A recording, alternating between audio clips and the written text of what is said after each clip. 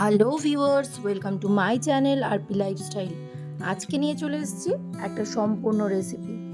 দেশি কই মাছ দিয়ে সজনের ডাঁটা সর্ষে পোস্ত দিয়ে ঝোল। এই রেসিপিটা বানানোর জন্য প্রথমেই আমি এখানে নিয়ে নিয়েছি সজনে ডাঁটা, আলু, টমেটো আর পেঁয়াজ। তারপর কড়াইতে তেল দিয়ে তেল গরম হলে এর মধ্যে আমি কালো জিরে ফোড়ন দিয়ে দেব। কালো জিরেটা হালকা একটু ভাজা হলেই এর মধ্যে আমি কেটে রাখা আলুগুলোকে দিয়ে দেব। দিয়ে একটু ওই 1 মিনিট 2 মিনিটের মতো ভেজে নেব।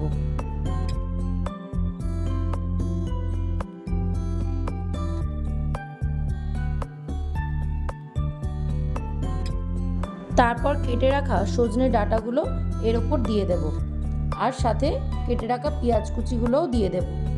দিয়ে ভালো করে 5 মিনিটের মতো ভেজে নেব।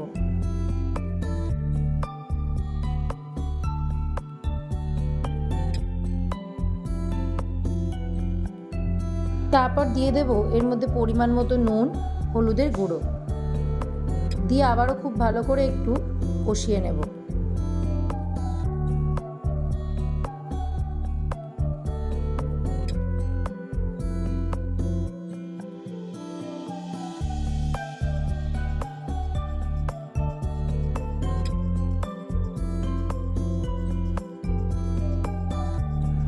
পাঁচ মিনিট কষিয়ে নেওয়ার পর আমি এর মধ্যে দিয়ে দেব টুকরো করে কেটে রাখা টমেটো, দিয়ে আবারও 5 মিনিট খুব ভালো করে কষিয়ে নেব।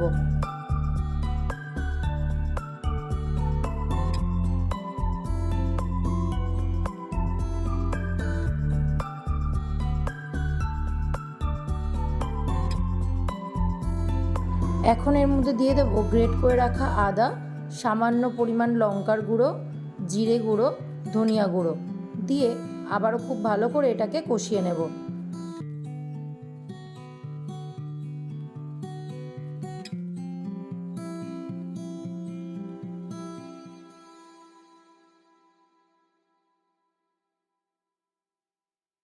সব সবজিগুলো কষানো হয়ে গেছে, এবার আমি এর মধ্যে পরিমাণ মতো জল দিয়ে দেব, দিয়ে এটাকে সিদ্ধ হওয়ার জন্য চাপা দিয়ে দেব।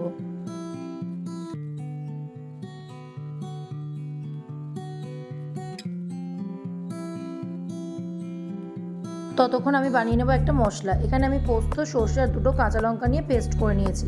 তারপর কড়াইতে তেল দিয়ে আগে থেকে নুন হলুদ মাখিয়ে রাখা কই মাছগুলোকে একটু ভেজে নেব।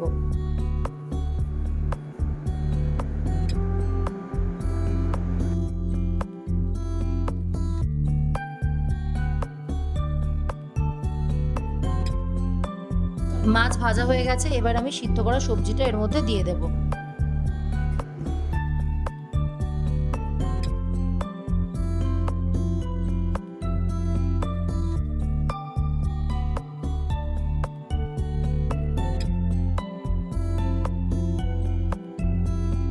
অল্প একটু ফুটে উঠলেই আমি এই সর্ষে পোস্তর কাঁচা লঙ্কার পেস্টটা দিয়ে দেব, দিয়ে 2-3 মিনিট ফুটিয়ে নামিয়ে নেব।